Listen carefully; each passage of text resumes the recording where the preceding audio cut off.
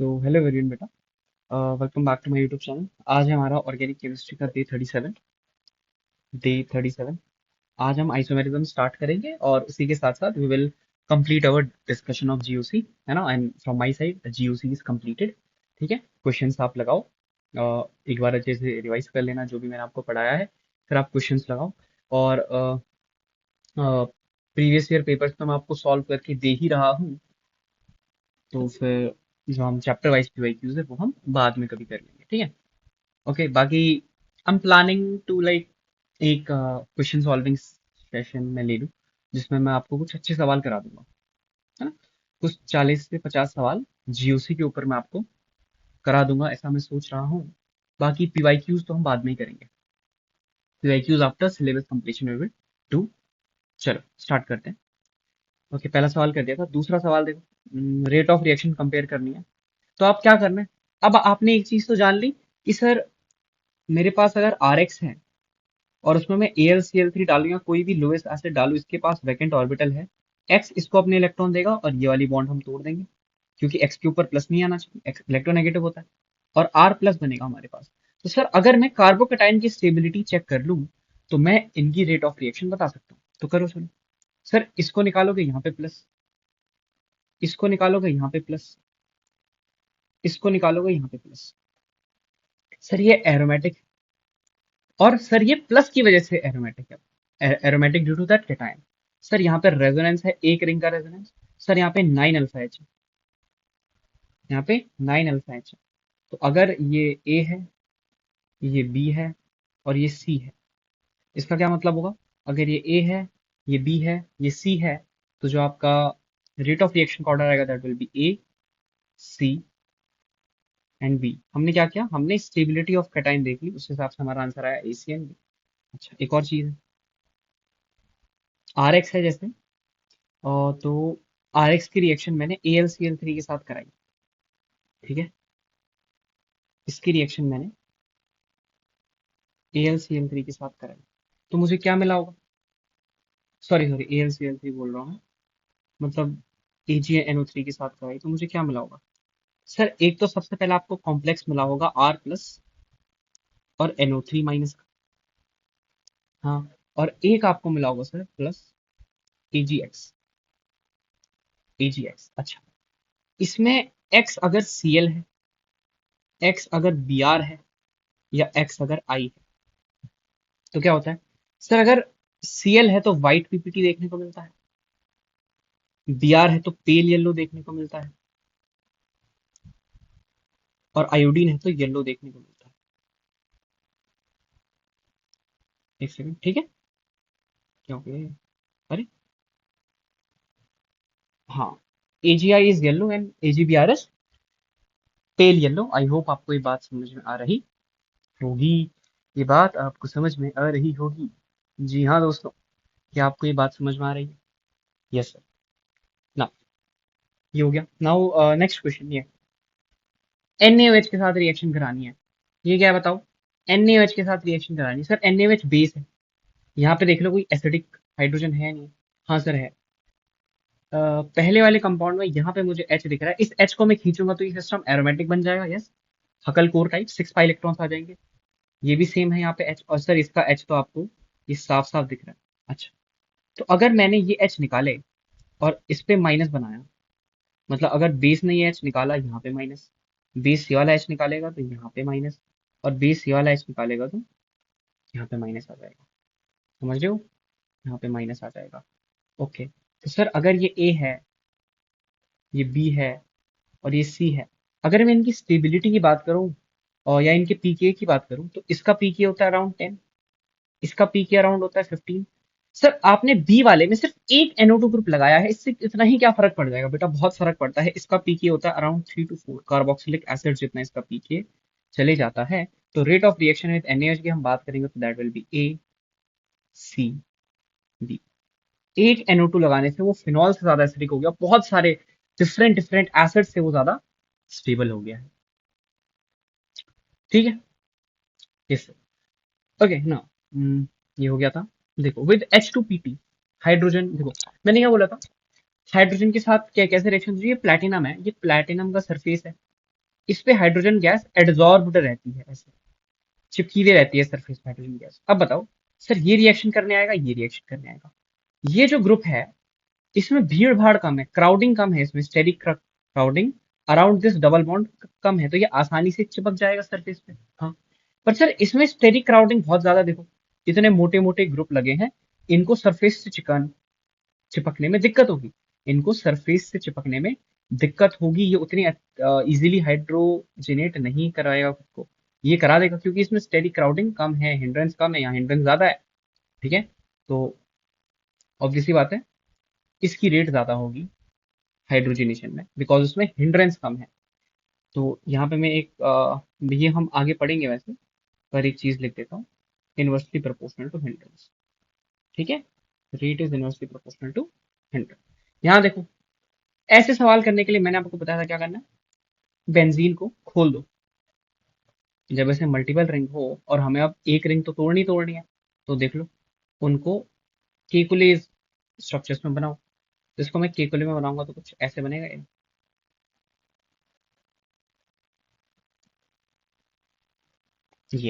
ठीक है, अब देखो सर, इस वाले कंपाउंड में अगर हम ध्यान से देखें तो ये बेंजीन अपना एरोमेटिक, ये बेंजीन अपना एरोमेटिक है, और ये बेंजीन अगर साथ में मिलेंगे तो कंपैरेटिवली पर रिंग रेजोनेंस एनर्जी कम हो जाएगी, हमने पढ़ा है।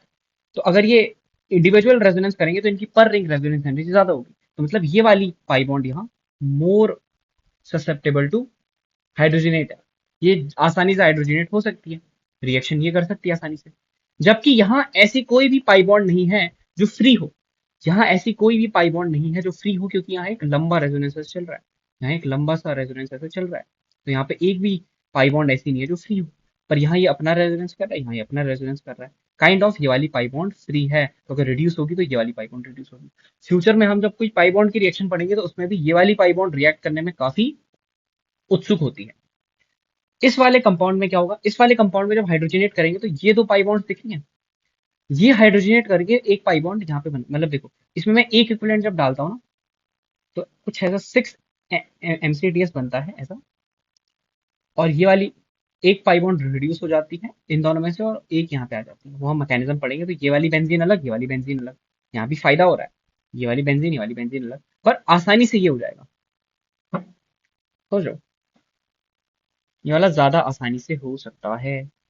ठीक है, ये वाला ज्यादा आसानी से हो सकता है। एक सेकेंड, इसमें अगर मैं एच एच बनाऊंगा, देखो इसमें 4 MCTS बन रहा है क्या, इसमें क्या 4 MCTS बन रहा है, हाँ। पर बेटा यहाँ क्या होता है, यहाँ आपका 6 MCTS बन रहा होगा, ओहो सर, यहाँ 6 MCTS बन रहा है, यहाँ 4 MCTS बन रहा है। अच्छा, अभी आपको ये पता नहीं होगा वैसे, चलो ये क्वेश्चन हम बाद के लिए भी रखेंगे। अभी के लिए तो आप ये समझो 6 MCTS is more stable then 4 MCTS, तो उस हिसाब से आंसर ये है। इसको मैं बाद में भी हम इसको डिस्कस करेंगे, इसमें मैं स्टार मार्क लगा देता हूँ, इसको बाद में भी हम डिस्कस करेंगे। अब यहाँ देखो, रिएक्शंस आर पॉसिबल हो, ठीक है ठीक है। सर ये इलेक्ट्रॉन देगा और इसका एच लेगा, तो यहाँ पे क्या बन जाएगा, आर ओ ना, क्या बनेगा बताओ, RO-Na+, और H2 गैस निकल जाएगी, बिल्कुल बन सकता है क्योंकि H2 gas is less acidic then alcohol. HO ना, क्या बन जाएगा यहाँ पे, NaOH+H2, ये भी पॉसिबल है सर। यहाँ यहाँ बन जाएगा सर RNH-Na+ और H2, sir H2 gas is less acidic than amine also, तो ये रिएक्शन भी हो जाएगी। तो these all reaction are possible. इसमें क्या होगा बताओ, सर ये 2 इलेक्ट्रॉन देगा, बेस ही है 2 इलेक्ट्रॉन, ये H पे इसकी नजर है, H खींच के ये कुछ ऐसा बनाएगा एरोमेटिक कंपाउंड, बिल्कुल पॉसिबल है, बिल्कुल पॉसिबल है। यहाँ क्या होगा सर, यहाँ पाई स्टार है, ये 2 इलेक्ट्रॉन देगा, अटैक खोल देगा, तो यहाँ माइनस, यहाँ माइनस, ये भी 6 पाई इलेक्ट्रॉन्स के साथ एरोमेटिक बन गया, देखो 6 पाई इलेक्ट्रॉन के साथ क्या बन गया, एरोमेटिक बन गया। NaH, ये क्या है, H- का सोर्स है सर, तो यहाँ पे H है, H ये निकालेगा और वापस से सेम आंसर, और H2 गैस यहाँ पे निकल रही होगी, जो कि जिसका H2 गैस का पीके तो 40-45 ऐसा कुछ होता है, 30-40-45 के बीच में, और इसका 15 होता है, तो ऑब्वियसली बात है हो जाएगी रिएक्शन। अच्छा, आगे चलो, यहाँ क्या होगा सर, यहाँ कुछ नहीं होगा, वही सेम है, ये इसको इलेक्ट्रॉन देगा और इसका बॉन्ड टूट जाएगा ताकि क्लोरीन पे प्लस ना आए। इस पे प्लस काइंड ऑफ स्टेबल है। क्यों? क्यों स्टेबल है बताओ? सर स्टेबल है क्योंकि ये एरोमेटिक है। अच्छा, यहाँ ये वाला कर दिया था। इसमें बताऊं क्या होगा? इसमें क्या होता है ये आप कॉन्सेप्ट आगे जाके पढ़ोगे तब आपको ज्यादा समझ में आएगा। अभी बताता हूँ। इसमें जो प्लस है, प्लस वहां पे नहीं बनता जहाँ पे सीएल है, प्लस यहाँ बनता है ना। इसी को बोलते हैं हम रीअरेंजमेंट ऑफ कार्बोकटायन। ये कार्बोकटायन रीअरेंजमेंट देखो, प्लस पहले यहाँ पे आया था, फिर यहाँ से एक एच निकल के यहाँ आता है और ताकि प्लस यहाँ पे आ सके। क्यों किया उसने ऐसा? जब प्लस यहाँ पे था उसके पास ज्यादा स्टेबिलिटी कुछ थी नहीं, ये डांसिंग रेजोनेंस उतना अच्छे से नहीं कर रहा, इस पे पाई बॉन्ड पहले से। पर जब प्लस यहाँ पे आ गया ये सिस्टम एरोमेटिक बन गया, ये तीन डांसिंग रेजोनेंस सिस्टम मिल रहा है। इसका मतलब ये वाला ज्यादा स्टेबल था, इसलिए कार्बोकटाइन में रीअरेंजमेंट किया। दिस इज रीअरेंजमेंट का मतलब आगे जाके आपको पढ़ाया जाएगा। अच्छा, यहाँ क्या होगा? SbCl5 यहाँ क्या होगा? सर कुछ नहीं होगा, ये भी अपने इलेक्ट्रॉन देगा और एक SbCl5 को ये भी अपने इलेक्ट्रॉन देगा, ये वाली बॉन्ड ऐसे टूट जाएगी और यहाँ पे प्लस बनेगा। अच्छा, ये क्यों बन रहा है सर? क्योंकि ये एरोमेटिक है। This is aromatic. ठीक है, ये भी क्या है? एरोमेटिक। इसलिए बन रहा है एरोमेटिक। एरोमेटिक ही बन रहे हैं यहाँ सारे। अच्छा, यहाँ क्या होगा सर? AlCl3 ऑब्वियस सी बात है अपने इलेक्ट्रॉन देगा, ये बॉन्ड टूट जाएगी। कुछ ऐसा हमें देखने को मिलेगा and it is our aromatic system, इसलिए ये चीज हो रही होगी। समझ गए? अच्छा, ये वाला सवाल देखो। AgNO3 क्या करेगा? सर ये Ag जो है ये इसके पास आने लगेगा, ये वाली बॉन्ड टूटने लगेगी और कुछ ऐसा बनेगा, इस पे प्लस और NO3 पे माइनस, और एक आपका बन जाएगा AgCl का पीपीटी जो यहाँ पे दिखा रखा है। तो ए क्या है सर? ए हमारा यही होगा। इसमें नंबर ऑफ RS पूछे, एक बात बताओ। सर जो ये साइक्लोप्रोपिनाइल कटायन होता है इसके 3 RS होते हैं, इक्विवेलेंट RS। NO3 माइनस के भी 3 इक्विवेलेंट RS होते हैं, तो टोटल कितने होंगे सर? 3 × 3 कर दो, टोटल RS आपके मिल जाएंगे 9। 3 × 3 आप कर दीजिए, आपके टोटल RS कितने होंगे? 9 होंगे। 9 आपके टोटल RS होंगे। हाइड्रोजनेशन, यहाँ देखो सर, इसका स्ट्रक्चर हमने ऊपर बनाया था, ये देखो ये। तो ये वाली पाई बॉन्ड सबसे ज्यादा उत्सुक थी हाइड्रोजनेट होने को, तो वो बीच वाली हम हाइड्रोजनेट कर देंगे और हमारा आंसर आएगा कुछ ऐसा। ये दो रिंग अपने आप मस्त रेजोनेंस कर रही है, बीच वाली हमने हाइड्रोजनेट कर दी। ये वाला बता दिया था। इसमें बताओ क्या होगा? सर इसमें अगर आप ध्यान से देखिए, अगर आप केकुले ड्रॉ करो तो ये देखो, ऐसा, ऐसा, ऐसा, ऐसा।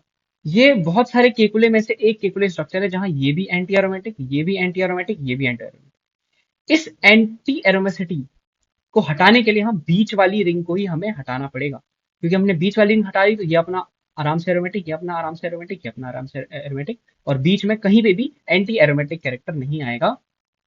तो बीच वाली को आप हटाना प्रिफर करें प्लीज, बीच वाली को प्लीज आप हटाएं। ठीक है, तो बीच वाली रिंग को हटाना सबसे उसका काम है। ठीक है, मैं लिख भी देता हूँ यहाँ पे। ये वाली एंटी एरोमेटिक बन रही है, ये वाली एंटी एरोमेटिक बन रही है, ये वाली एंटी एरोमेटिक बन रही है, इसलिए हटा दिया। अब ये नॉन एरोमेटिक हो गई, अब ये नॉन एरोमेटिक हो गई, अब ये नॉन एरोमेटिक।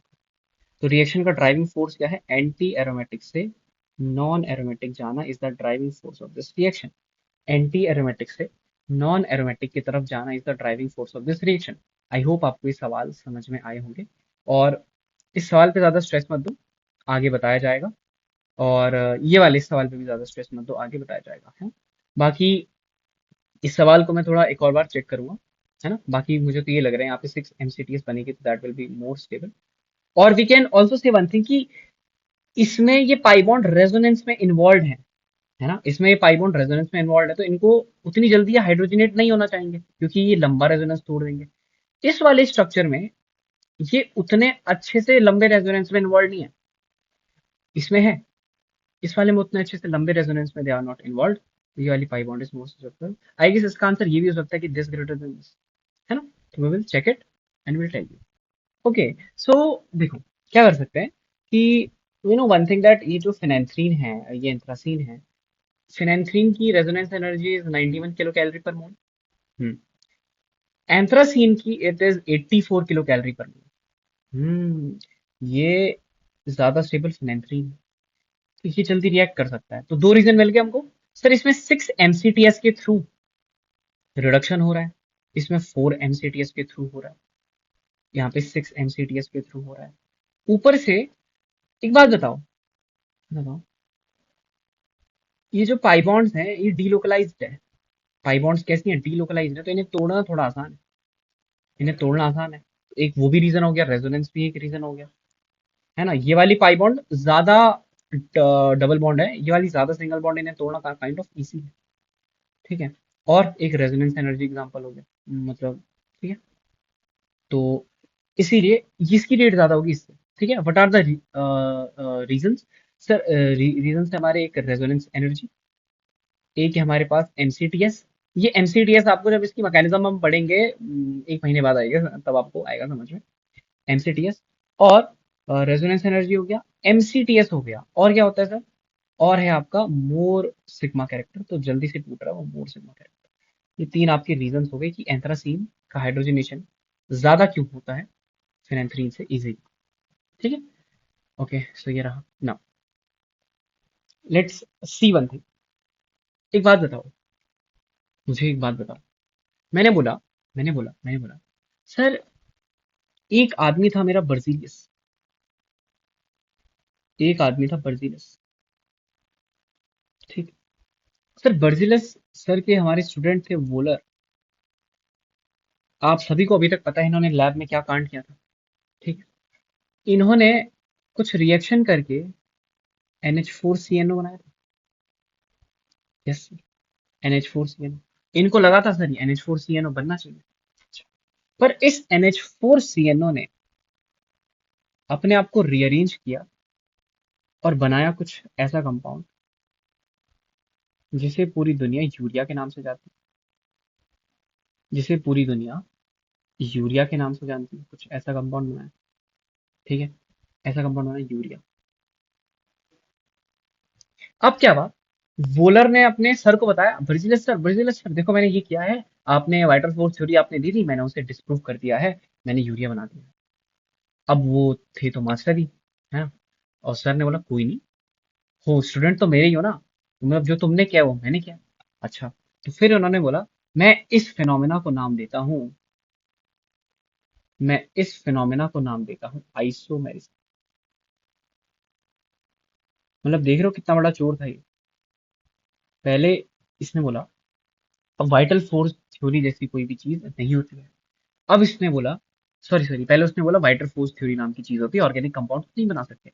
इसके स्टूडेंट ने जब बना दिया, तो उसको अप्रिशिएट करने के बजाय उसने बोला ठीक है तूने बना दिया तो बना दिया, बाकी स्टूडेंट तो मेरा ही है। तो इस ये चीज, ये फिनोमेना मेरा हो गया। इस फिनोमेना को मैंने बोल दिया आइसोमेरिज्म। इस फिनोमेना इस फिनोमेना को मैंने बोल दिया आइसोमेरिज्म। फिर वोलर ने बोला सर चलो आप ले रहे हो तो ले लो, पर जनता सवाल करेगी और पूछेगी आइसोमेरिज्म क्या होता है। जनता सवाल करेगी और पूछेगी आइसोमेरिज्म क्या होता है। तो उसने बोला मैं उन्हें बताऊंगा कि आइसोमेरिज्म एक ऐसा फिनोमेना, इसको ऊपर लिख लूं क्या?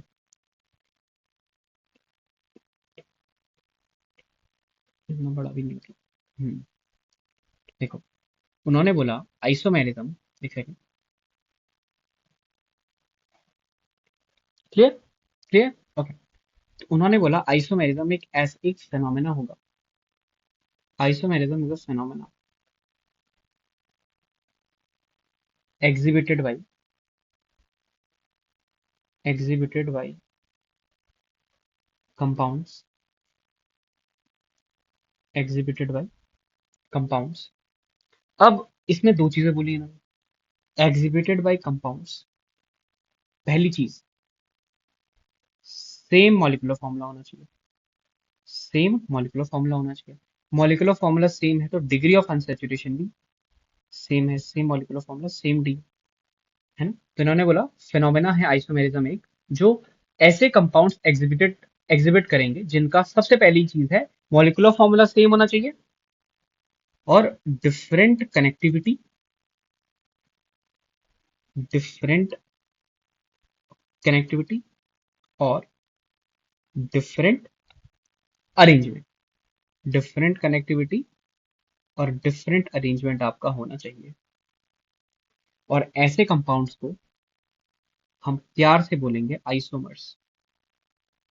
ऐसे कंपाउंड्स को हम प्यार से क्या बोलेंगे?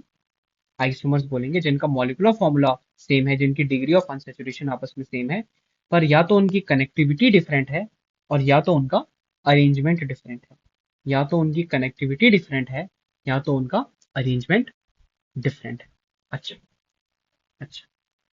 फिर उन्होंने बोला अगर फिर उन्होंने बोला जो आइसोमर्स हैं अगर इनका क्या है, कनेक्टिविटी डिफरेंट है, अगर इनकी क्या है, डिफरेंट कनेक्टिविटी है, अगर इनकी डिफरेंट कनेक्टिविटी है तो इन्हें हम बोलेंगे स्ट्रक्चरल आइसोमर्स। इन्हें हम क्या बोलेंगे, अगर कनेक्टिविटी डिफरेंट है तो इन्हें हम बोलेंगे स्ट्रक्चरल आइसोमर्स और कॉन्स्टिट्यूशनल आइसोमर्स और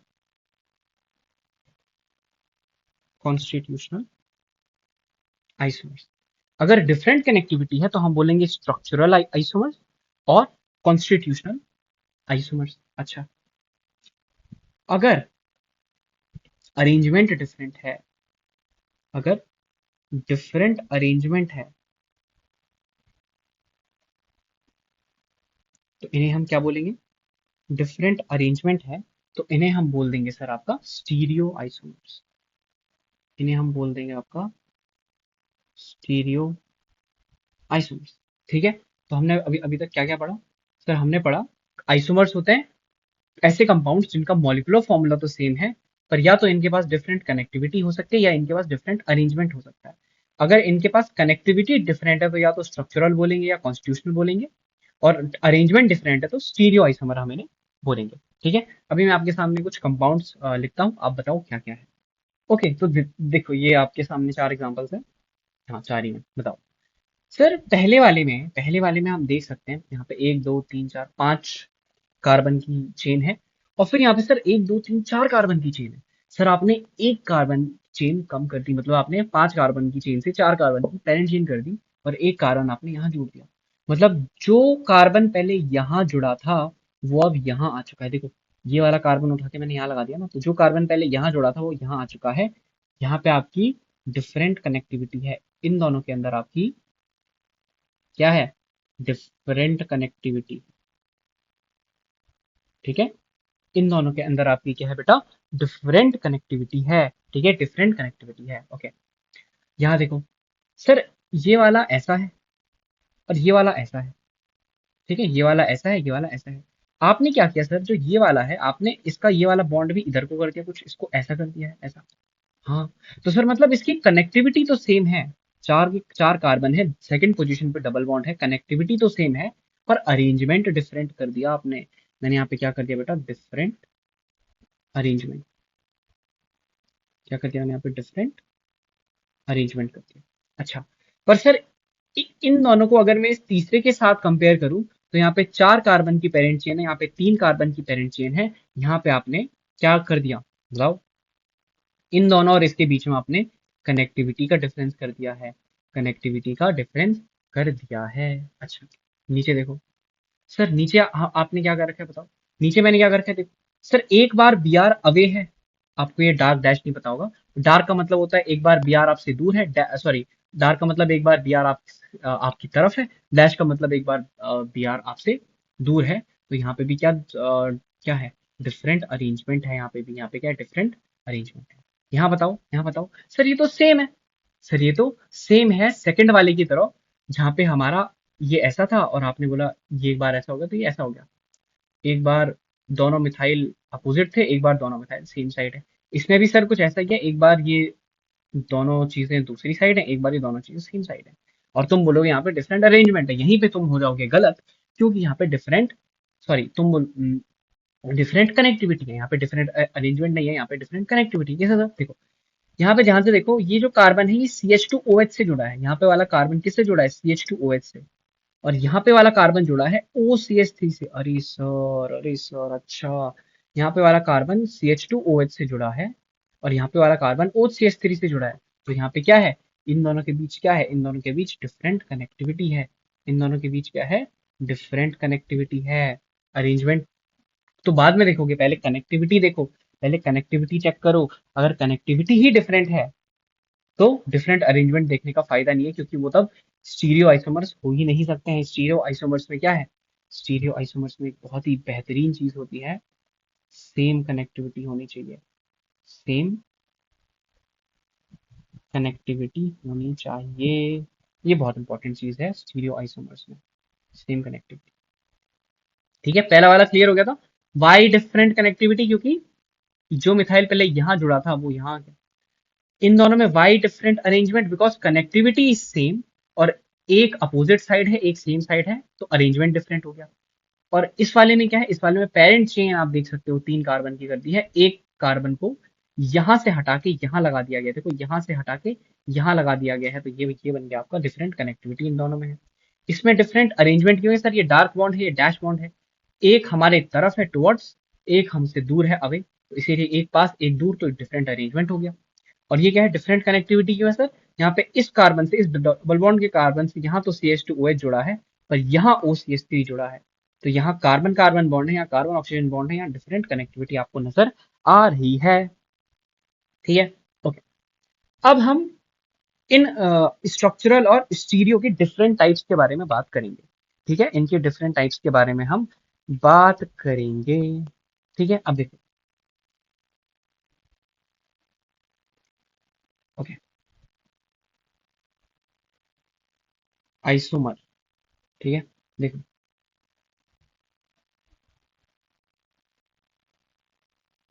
ठीक है, देखो सर, यहाँ जो हम हैं, एक हमारा ग्रुप होता है structural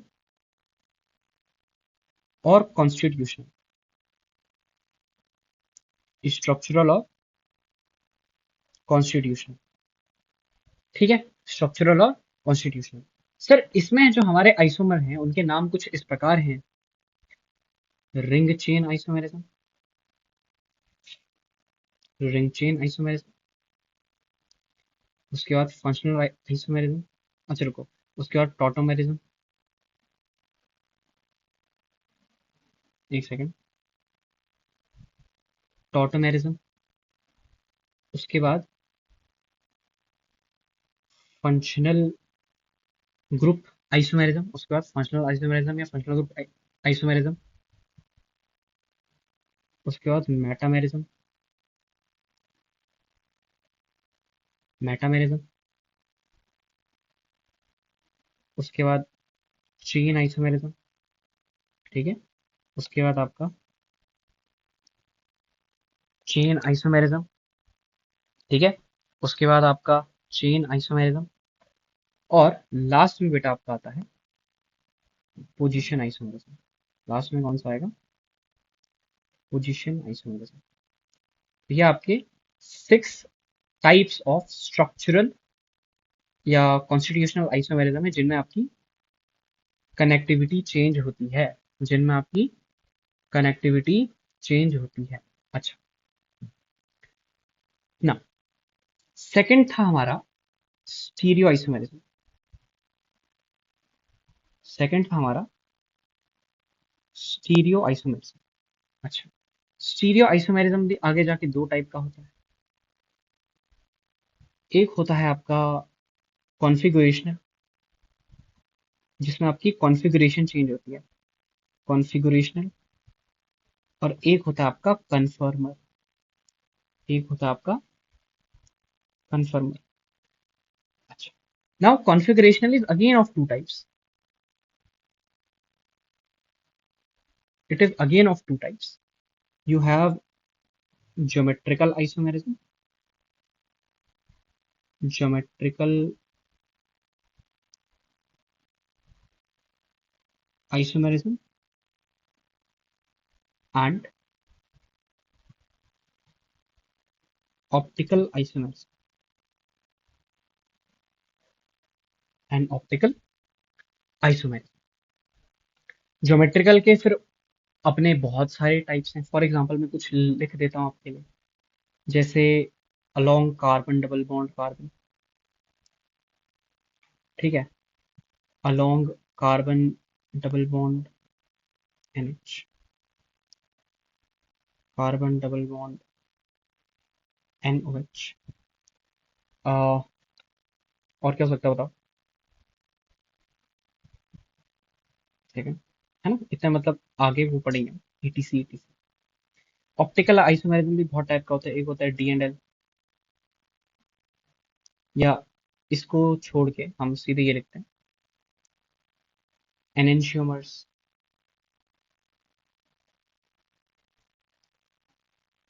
diastereomers,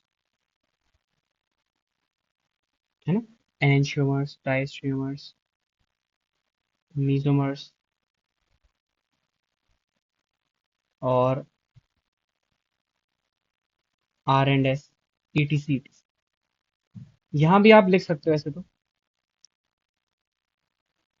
cis and trans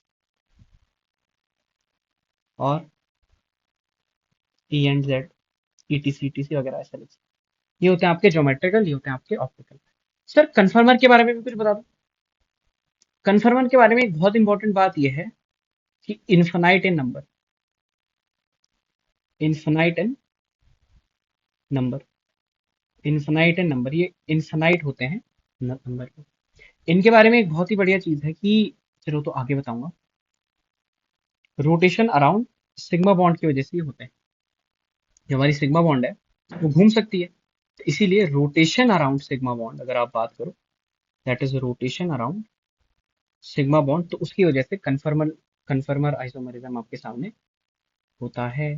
तो एक हो गया हमारा कॉन्स्टिट्यूशन, इसका कलर चेंज करते हैं।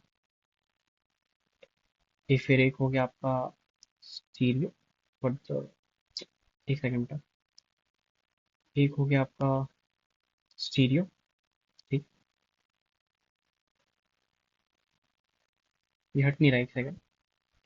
हम्म, फिर आपका हो गया stereo isomerism. Okay, now stereo isomerism में आपके पास है कॉन्फ़िगरेशनल आइसोमेरिज्म और कन्फर्मर आइसोमेरिज्म। फिर कॉन्फ़िगरेशनल के अंदर आपके पास है ज्योमेट्रिकल आइसोमेरिज्म, और उसके बाद है ऑप्टिकल आइसोमेरिज्म। ठीक है, आई होप आपको ये चीजें समझ में आई होंगी। और और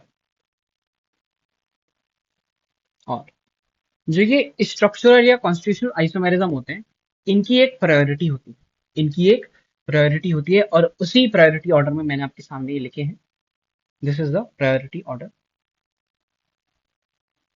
top to bottom priority decrease. इसका क्या मतलब है?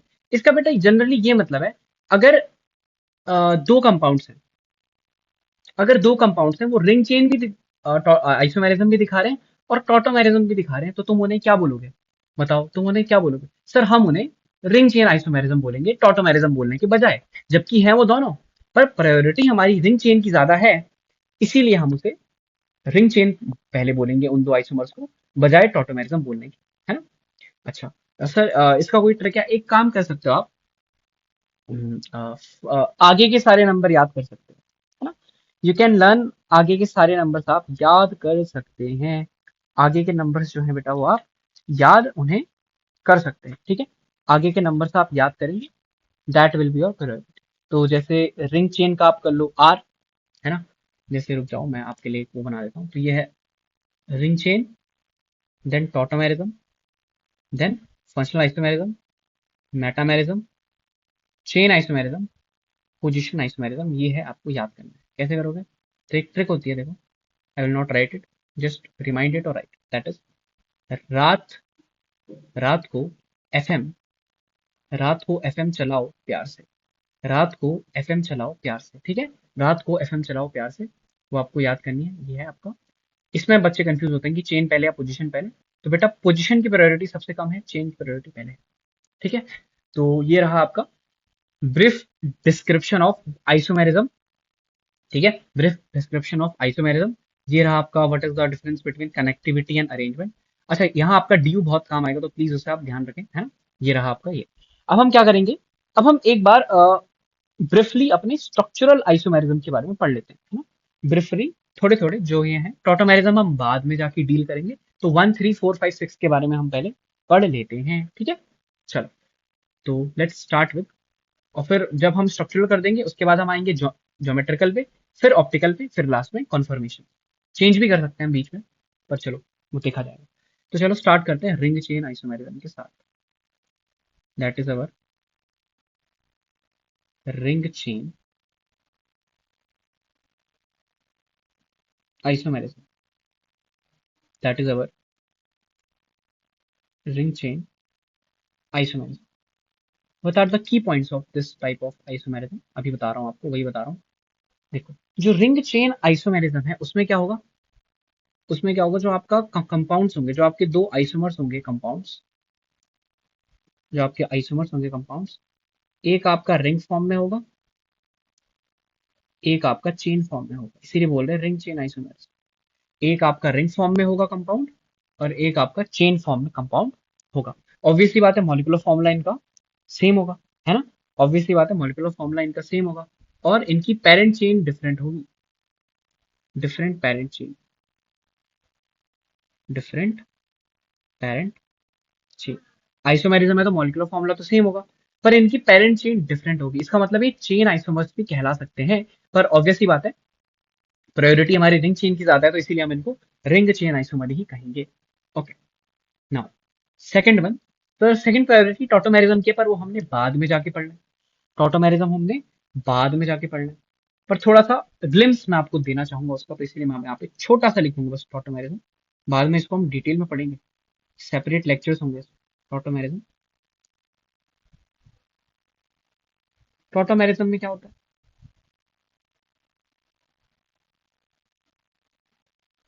इसमें बस लिख रहा हूँ क्या होता है। देखो, ये कंपाउंड है और ये कंपाउंड, तो यहाँ पे क्या हो रहा है,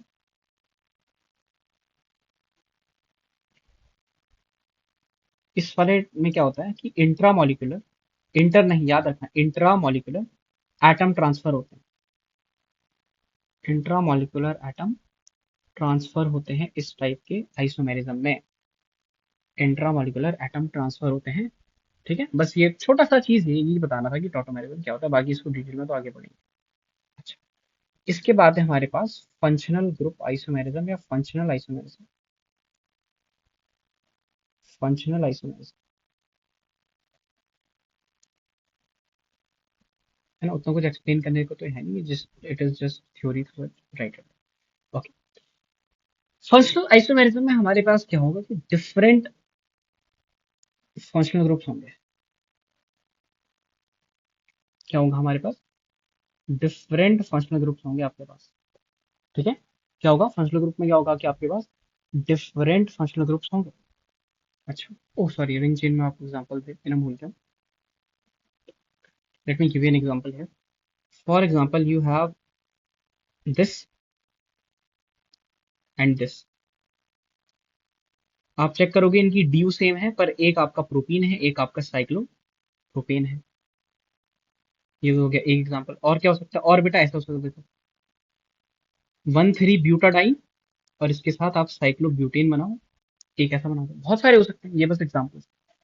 अच्छा, फंक्शनल ग्रुप आइसोमेरिज्म में क्या क्या हो सकता है बताओ, फंक्शनल ग्रुप आइसोमेरिज्म में क्या क्या हो सकता है मुझे बताओ। देखो,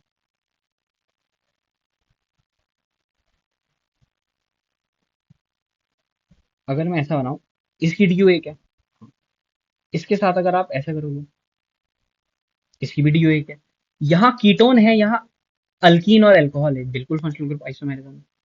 अच्छा, और देखो, और देखो, आ,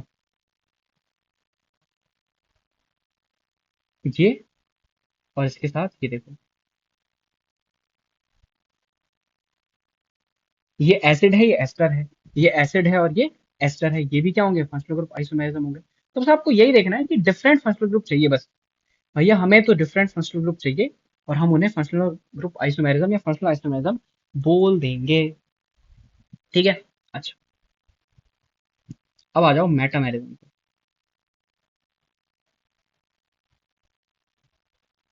अब आ जाओ मेटामेरिज्म पे, मेटामेरिज्म पे आ जाइए। मेटामेरिज्म की एक पहचान है, क्या पहचान है sir, different carbon chain, different carbon chain on either side of on either side of polyvalent functional group on either side of polyvalent functional, ठीक है, on either side of polyvalent functional group, different carbon chain on either side of polyvalent functional group, और बीच में होगा, दो चीजों को जोड़ रहा है, बीच में है, दो रोड्स को कौन जोड़ता है, जो एक नदी के ऊपर से जा रही होती है, ब्रिज, तो इसे हम क्या बोलते हैं, इसे हम ब्रिजिंग फंक्शनल ग्रुप भी बोलते हैं, और ब्रिजिंग फंक्शनल ग्रुप।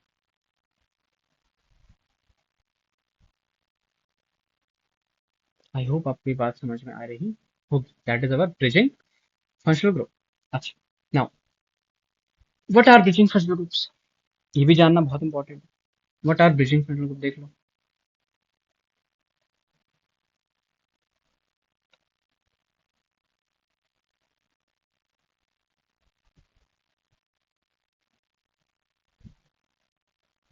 अभी आपको बताता हूँ ब्रिजिंग फंक्शनल ग्रुप के बारे में, ध्यान से सुनना, ठीक है, ध्यान से सुनना, देखो sir, it can be our ether, right, it can be our ether, बना लो, ईथर बना लो, ऐसे हो सकता है, देखो, ईथर हो सकता है, सॉरी, ईथर हो सकता है, हाँ सर, और क्या हो सकता है सर, कीटोन, ओके, और sir secondary amine, yes secondary amine, अच्छा, और सर और हो सकता है एनहाइड्राइड, एनहाइड्राइड हो सकता है, ठीक है, और क्या हो सकता है बताओ सर, और एस्टर्स, एस्टर हो सकता है, एस्टर के साथ क्या हो सकता है, सेकेंडरी अमाइड भी हो सकता है, बताओ, सेकेंडरी अमाइड भी हो सकता है, अच्छा, और क्या हो सकता है सेकेंडरी अमाइड के साथ साथ, और क्या क्या हो सकता है, और क्या क्या हो सकता है सर, टर्शियरी अमाइन भी हो सकता है, हाँ टर्शियरी अमाइन भी हो सकता है, बिल्कुल ब्रिजिंग फंक्शनल ग्रुप पर टर्शियरी अमाइन भी हो सकता है, और सर थायो ईथर, थायो ईथर, ओके, थायो ईथर हो सकता है, और imide functional group, imide, just like anhydride it is our imide, imide भी हो सकता है, अच्छा, और सर एजो, ये ठीक है, ये भी हो सकता है, एजो भी हो सकता है, और क्या हो सकता है sir, tertiary amide, secondary amide जब हो सकता है तो टर्शियरी अमाइड भी तो हो सकता है, लो, टर्शियरी अमाइड भी आपका हो सकता है, और सर और तो हमें कुछ ऐसा याद नहीं आ रहा है, these are our bridging functional group, इतने ही आपके ब्रिजिंग फंक्शनल ग्रुप होती हैं, ठीक है, इतने ही आपके ब्रिजिंग फंक्शनल ग्रुप होते हैं। नाउ लेट्स टेक एग्जांपल, इनका एक एग्जांपल लेते हैं, फॉर एग्जांपल आपके पास ये है, और आपके पास ये है, बताओ, इन दोनों में बताओ सर, इधर तो सेम है, पर इधर अरेंजमेंट आपने चेंज कर दिया, यहाँ आपने अरेंजमेंट चेंज कर दिया है, ये दोनों आपस में क्या है, मेटामर्स हैं, दीज आर द, ये आपस में मेटामर्स है, ठीक है, ये आपस में क्या है, मेटामर्स है, अच्छा, एक और बताओ, एक और मुझे बताओ, एक ये है, ये, और एक ये है, 4 5 6,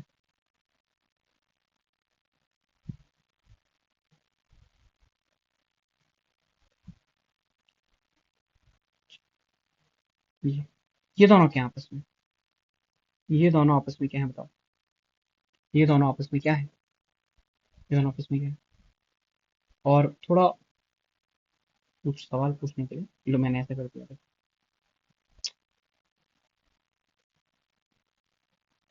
ये, तो मैंने क्या किया, मैंने इस पाई बॉन्ड को यहाँ डाला और इस मिथाइल को यहाँ पे लगाया, बताओ, अरेंजमेंट तो चेंज कर दिया ना, अरे यहाँ 4 था, डबल बॉन्ड यहाँ 3 है, यहाँ 2 है, अरेंजमेंट तो चेंज कर दिया, बट सर ये अल्कीन और इथर है और ये कीटोन है, ये आपके मेटामर नहीं है, दीज आर नॉट मेटामर्स, अगर आप इनको मेटामर्स बोलते हो तो आप गधे हो, these are the functional group isomerism, ये आपके क्या है, these are your functional group isomerism, ये मेटामर नहीं है, तुम्हें देखना है पहले वो चेंज, फंक्शनल ग्रुप चेंज हुआ है नहीं, अगर फंक्शनल ग्रुप चेंज हुआ है तो that is functional group isomerism, not metamerism, ठीक है, it is not metamerism. Let's move on to the chain isomerism. Let's move on to the chain isomerism.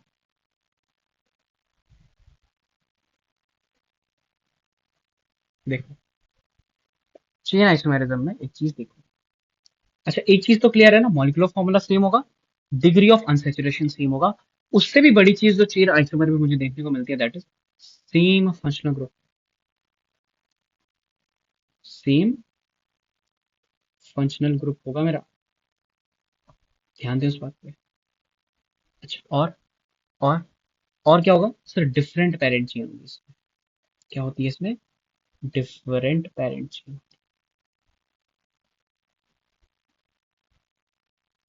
ठीक, फॉर एग्जाम्पल एक मैंने ये बनाया और एक मैंने ये बनाया। देखो सर इधर वाले में पेरेंट चेन है 1 2 3 4, और इधर वाले में पेरेंट चेन है 1 2 3 4 5। ये क्या है, आपस में चेन आइसोमेरिज्म है। यहाँ 4 कार्बन की पेरेंट चेन है, यहाँ 5 कार्बन की पेरेंट चेन है, आपस में ये क्या है, चेन आइसोमेरिज्म। ठीक है, ये सी आई आपस में क्या है, चेन आइसोमेरिज्म है। ओके सर, बहुत बढ़िया, मजा आया। चलो, now the last and the least priority वाला, पोजीशन आइसोमेरिज्म।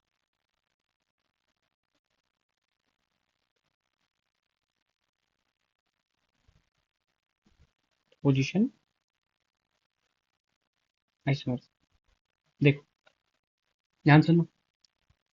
पोजीशन आइसोमेरिज्म में क्या होता है कि इसमें इसमें क्या है कि सेम फंक्शनल ग्रुप है।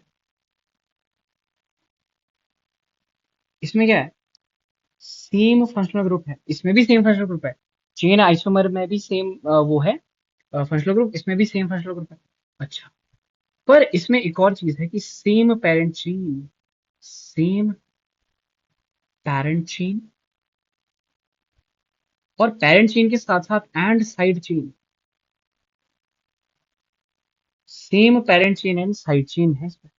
अच्छा, पर सिर्फ डिफरेंट क्या है, इसमें है different position of functional group, multiple bonds, multiple bonds. ठीक है, that is the different position of functional group, multiple bonds and side chain, and side chain. अब आपके दिमाग में आ रहा होगा सर ये क्या बात कर रहे हो, ऊपर आप बोल रहे हो सेम साइड चेन, यहाँ बोल रहे हो डिफरेंट साइड चेन। तो ये जो ऊपर वाली साइड चेन है इट इज कार्बन कंटेनिंग। ऊपर वाली साइड चेन जो सेम रहेगी दैट इज कार्बन कंटेनिंग, और जो बेटा मेरी नीचे वाली साइड चेन है ये वाली है non carbon containing. Non carbon containing यहाँ पे बात हो रही है। ठीक है, समझ में आई बात, बात समझ में आई क्या, समझ में आया क्या। चल देखो, तो फॉर एग्जाम्पल ये और ये, और यहाँ ऐसा और यहाँ ऐसा। ठीक है, अब बताओ सर, यहाँ नंबरिंग करो 1 2 3 4। यहाँ नंबरिंग करो 1 2 3 4। 3 पे मिथाइल यहाँ भी है, 3 पे मिथाइल वहां भी है, 4 की पेरेंट चेन, 4 की parent chain, different position of O H, different position of O H. ये दोनों आपस में क्या है बताओ, ये दोनों आपस में क्या है, दीज आर, बताओ, these are position isomerism, these are position isomerism. ठीक है, बस इसी वजह से एक कॉन्सेप्ट होता है। ठीक है, इसी वजह से कॉन्सेप्ट होता है मैजिक नंबर का। Generally like I don't prefer using that, I prefer by checking, but I can tell you what a magic number is. तो ये पोजीशन आइसोमर और चेन आइसोमर के लिए यूज करते हैं हम जनरली। ठीक है, ये पोजीशन आइसोमर और चेन आइसोमर के लिए यूज करते हैं। ठीक है, मैजिक नंबर। तो फॉर एग्जाम्पल मैं मैजिक नंबर को डिनोट कर रहा हूं एक्स और वाई से, एक्स और वाई से। अच्छा सर ये एक्स क्या है और ये वाई क्या है। एक्स है, एक्स क्या है भैया, एक्स है number of carbon number of carbon in parent chain, और y क्या है, number of carbon containing side chain, number of carbon containing side chain. ठीक है। अच्छा अब देखो, if for two compounds, if for any two compounds, जो हमारा मैजिक नंबर है, ध्यान सुनो, जो हमारा मैजिक नंबर है, अगर दो चीजें हैं, अगर ये सेम है, अगर ये सेम है तो क्या, और अगर ये डिफरेंट हुआ तो क्या। अगर ये सेम है तो उन आइसोमर्स को हम बोलते हैं पोजीशन आइसोमर्स, और अगर ये डिफरेंट है तो उनको हम बोलते हैं chain isomers. Magic number same है तो position isomers, magic number different है तो चेन आइसोमर्स। फॉर एग्जांपल, ऊपर वाले ही दो एग्जांपल में मैं आपको मैजिक नंबर लगा के दिखाता हूँ, इनको मैं, है ना, as it is I will copy them down, ऐसा, यहाँ CN और यहाँ CN। ठीक है, इसमें देखो, काउंट करो, 1 2 3 4, 1 2 3 4 5। यहाँ x की वैल्यू 4 है और y की वैल्यू कितनी है, number of carbon containing side chain, कितनी कार्बन कंटेनिंग साइड चेन है, सर एक कार्बन कंटेनिंग साइड है तो y1 है। सर यहाँ x का number parent chain that is 5, और सर यहाँ पे एक भी कार्बन कंटेनिंग साइड चेन नहीं है तो इट विल बी 0। तो सर इसका मैजिक नंबर आ रहा है 41, इसका मैजिक नंबर आ रहा है 50। सर ये मैजिक नंबर इनका डिफरेंट है, तो ये क्या हो जाएंगे, चेन आइसोमर्स हो जाएंगे। मैजिक नंबर डिफरेंट है, चेन आइसोमर हो जाएंगे। अच्छा ऊपर वाले देखो, OH, ऐसा, ठीक है, और OH, देखो सर ये है 1 2 3 4, और ये भी है 1 2 3 4। ठीक है, अब देखो सर यहाँ x की वैल्यू 4 है और y की वैल्यू 1 है। ठीक है, यहाँ बताओ सर, यहाँ x की वैल्यू 4 है और y की वैल्यू 1 है। ठीक है, x की वैल्यू 4 है, y की वैल्यू 1 है, तो ये क्या हो जाएंगे सर, इसका मैजिक नंबर है 41, इसका मैजिक नंबर है 41। These are what, these are position isomers. ये क्या है, आपके पोजीशन आइसोमर्स हैं, ये आपके पोजीशन आइसोमर्स हैं। ठीक है, आई होप आपको ये मैजिक नंबर का कॉन्सेप्ट समझ में आया होगा। And this was our structural isomerism. ठीक है, उनके बारे में कुछ बात करी हमने, और इसके बाद नाउ वी हैव क्वेश्चंस। ठीक, वी हैव क्वेश्चंस, तो let me right those questions and you will solve them. Okay, तो क्वेश्चंस आपके सामने, वी हैव 4 पेजेस, है ना, तो हर पेज से हम दो सवाल उठाते हैं, लाइक एवरी डे। ठीक है, तो यहाँ से मैं आपको बता देता हूँ ये दूसरा वाला, और एक मैं आपको बता देता हूँ ये वाला। ठीक है, इस वाले पेज से मैं आपको बता देता हूँ ये, और मैं आपको बता देता हूँ ये। ओके, एंड देन इस वाले पेज से मैं आपको बताऊंगा एक ये, इसमें आपको नाम बताऊंगा, और एक ये। ठीक है, यस, एंड आफ्टर दिस इस वाले पेज में हम सॉल्व करेंगे ये। चलो लेट्स स्टार्ट। यहाँ बताओ, पहले आप मुझे इन दोनों का बताओ और फिर आप मुझे इन दोनों का बताओ, है ना, बाकी आपको सॉल्व करना है तो आप इन दोनों का भी निकालो, है ना, इन दोनों का आपस में भी निकाल सकते हो, मैं तो इन दोनों को पूछ रहा हूँ आपसे, आप मुझे बताओ। ठीक, सबसे पहली चीज जो आप नोटिस करोगे स्ट्रक्चरल आइसोमेरिज्म में, आपने देखना है क्या इसमें कोई फंक्शनल ग्रुप चेंज हो रहा है, सर इसमें तो कोई भी फंक्शनल ग्रुप नहीं है। मेटामेरिज्म हो रहा है, सर उसके लिए भी फंक्शनल ग्रुप चाहिए, फंक्शनल ग्रुप है ही नहीं। तो जब नॉर्मल आपके पास अल्केन दिया हो, आप सिर्फ सोच सकते हो पोजिशनल या चेन आइसोमर। सर इस पहले कंपाउंड में हम देखेंगे तो यहाँ पे 5 कार्बन की पेरेंट चेन है, इस कंपाउंड में 4 कार्बन की पेरेंट चेन है, इस कंपाउंड में 3 कार्बन की पेरेंट चेन है। सर एक बात तो तय है, ये आपस में चेन आइसोमर्स है, ये आपस में क्या है, चेन आइसोमर्स है। ठीक है, पोजीशंस का तो कोई खेल ही नहीं है, और बाकी पहला वाला कंपाउंड लास्ट वाले कंपाउंड के साथ भी चेन आइसोमर शो करेगा, बस ये है। ऐसे आपको चेक करना है बस। ठीक है, अच्छा यहाँ बताओ, ये दोनों आपस में क्या है और ये दोनों आपस में क्या है, ये बताओ। सर पहले के दो अगर हम ध्यान से देखें तो हमें एक फंक्शनल ग्रुप दिखाई दे रहा है, that is COO। This is ester functional group. यहाँ भी आपको एस्टर फंक्शनल ग्रुप दिखाई दे रहा है, हाँ सर। एक बार ये पीएच इस कार्बन से कनेक्टेड है और एक बार ये पीएच इस O से कनेक्टेड है। सर पॉलीवैलेंट या बाईवैलेंट फंक्शनल ग्रुप या पॉलीवैलेंट फंक्शनल ग्रुप के इधर या उधर ऑन आइदर साइड जब आप कार्बन की चेन चेंज कर दो, जब आप कार्बन की चेन चेंज कर देखो, ओ से यहाँ साइक्लोहेक्साइल है, ओ से यहाँ फिनाइल है, इन्हें हम क्या कहते हैं, इन्हें हम कहते हैं मेटामेरिज्म। इन्हें हम क्या कहते हैं बेटा, मेटामेरिज्म कहते हैं। These are metamers, these are metamers, okay. These are what, these are metamers together. अच्छा, मेटामर्स। अच्छा अब देखो, सर यहाँ एस्टर है, यहाँ एस्टर है, पर यहाँ तो एक कीटोन है और एक अल्कोहल है, मतलब ये आपस में क्या हो गए, ये हो गए फंक्शनल आइसोमेरिज्म। एस्टर से कीटोन और अल्कोहल में चेंज कर दिया, ये हो गए हमारे फंक्शनल आइसोमेरिज्म। ठीक है, फंक्शनल आइसोमेरिज्म।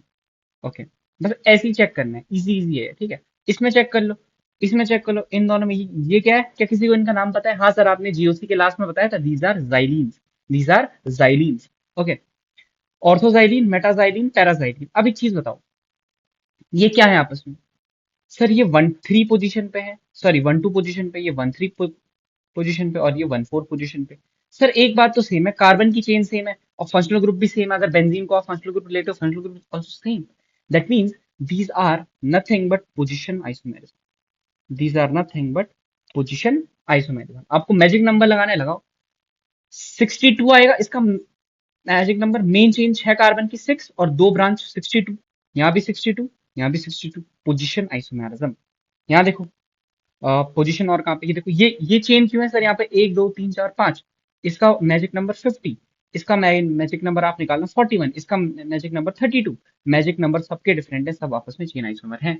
मैजिक नंबर से करना है वैसे भी कर लो और लॉजिक से करना है वैसे भी कर लो, पेरेंट चेन काउंट करके कर लो, है ना। बस ये चीजें हैं। यहाँ देखो, यहाँ बताओ। सर यहाँ पे मुझे फंक्शनल ग्रुप दिखाई दे रहे हैं दो। सर दो कौन से, मुझे तो एक ही दिखाई दे रहा है, दैट इज OH। बेटा एक काम कर, ध्यान से देखिए OH कनेक्टेड किससे है। सर ये वाला OH बेंजीन से कनेक्टेड है, ये वाला OH भी बेंजीन से कनेक्टेड है। इसका मतलब, इसका क्या मतलब है? जो OH बेंजीन से कनेक्टेड होता है, क्या वो सिर्फ OH होता है? नहीं सर, वो फिनॉल होता है। दिस इज, ओ सर आपने तो फंक्शनल ग्रुप साफ कर दिया। This is phenol, this is phenol, this is alcohol. तो अगर मैं बोलूं ये दोनों आपस में क्या है और फिर पूछूं ये दोनों आपस में क्या है, तो आप बोलोगे सर ये दोनों आपस में फंक्शनल आइसोमेरिज्म है, और ये दोनों भी आपस में फंक्शनल आइसोमेरिज्म है। और अगर मैं पहले का और तीसरे का पूछूं, पहले का और तीसरे का पूछूं आपस में कि ये क्या है, तो सर ये दोनों आपके पोजीशन आइसोमेरिज्म है, पोजीशन आइसोमेरिज्म है। ये वाला है ऑर्थोक्रेसॉल, ये वाला है पैराक्रेसॉल। ये वाला है ऑर्थोक्रेसॉल, ये वाला है पैराक्रेसॉल। ये आपस में पोजीशन आइसोमेरिज्म शो कर रहे हैं। ठीक है, आई होप आपको समझ में आ रही होगी बात। Okay, now look here, look here. यहाँ क्या दिख रहा है सर, यहाँ भी मुझे फंक्शनल ग्रुप दिख रहा है, ये है मेरा CONH। This is my CONH functional group, ये है मेरा secondary amide. Yes sir, this is my secondary amide functional group. और सर यहाँ मेरा COOR, सर ये कीटोन, ये सेकेंडरी अमाइन। तो सेकेंडरी अमाइड से आपने चेंज कर लिया कीटोन और सेकेंडरी अमाइन में, amide to amine and ketone. This is your functional isomer, this is your functional isomerism, this is your बेटा functional isomerism. Okay, now this question, ये question मैं आपको बता देता हूँ। एक बात बताओ, तुम गैस कर सकते हो क्या, गैस कर सकते हो क्या ये क्या क्या है, बताओ। सर ये चेन है और ये रिंग है। तो एक बात तो क्लियर है sir, this is our ring chain isomerism, this is our ring chain isomerism. अच्छा और क्या क्या बोल सकते हो? सर यहाँ पे ईथर लिंकेज है और यहाँ पे अल्डिहाइड था, यहाँ पे ईथर और अल्कोहल है, यहाँ पे अल्डिहाइड और अल्कोहल था। This is also functional isomerism, this is also functional isomerism. पर प्रायोरिटी के हिसाब से अगर हम देखें तो it is ring chain isomerism की प्रायोरिटी ज्यादा होती है, तो हम वो बोलते हैं। ठीक है, नाम अगर मैं बताऊं बेटा, इसको बोलते हैं डी ग्लूकोज। और डी क्यों बोलते हैं ये बताऊंगा। इसको बोलते हैं डी ग्लूकोज और इसको बोलते हैं alpha D glucopyranose, alpha D ग्लूकोपाइरानोस। ठीक है, इसको पायरानोस क्यों बोलते हैं ये भी मैं आपको आगे बताऊंगा, है ना। तो इसको बोलते हैं डी ग्लूकोज, इसको बोलते हैं alpha D glucopyranose, alpha D glucopyranose. I hope आपको मेरी बात समझ में आई होगी, आई होप आपको मेरी बात समझ में आई होगी। Now let's move forward. और लास्ट सवाल, ये मतलब ऑब्वियस सी बात है, डिस्कशन बाकी के बचे हुए सवाल आप यू करने, इसमें बताओ सर, इसमें फंक्शनल ग्रुप की अगर बात करें तो मेरे को एल्कोहल, एल्कोहल ईथर, अरे सर इसका मतलब इन दोनों में कंपेयर कराऊंगा, तो इन दोनों में तो मुझे बोलना पड़ेगा ये दोनों एक दूसरे के फर्स्ट आइसोमर हैं। दूसरे तीसरे में भी बोलना पड़ेगा ये दोनों एक दूसरे के, एक सेकेंड, फंक्शनल आइसोमर हैं। अच्छा अच्छा। पर सर अगर मैं पहले और तीसरे को कंपेयर कराऊं, पहले और तीसरे को कंपेयर कराऊं तो यहाँ पे मुझे पोजीशन आइसोमर बोलना पड़ेगा। यहाँ पे मुझे पोजीशन आइसोमर बोलना पड़ेगा। क्यों सर? यहाँ देखो, एक दो तीन चार पाँच छह, ये है सिक्स मिथाइल साइक्लोहेक्सेनॉल और ये है one methyl cyclohexanol. Six methyl cyclohexanol and one methyl cyclohexanol, these are position isomerism. This is functional isomers. तो ऐसे ही आपको ये सारे सवाल अटेम्प्ट करने हैं, ठीक है? हम मिलेंगे आपसे नेक्स्ट लेक्चर में। और आई एम सॉरी, ये लेक्चर बहुत ही टाइम बाद आ रहा है, थोड़ा आई वाज बिजी। सो या अब देखते हैं, लेक्चर्स रेगुलरली आने ही चाहिए, आएंगे, ठीक है? सो या thank you so much and all the best.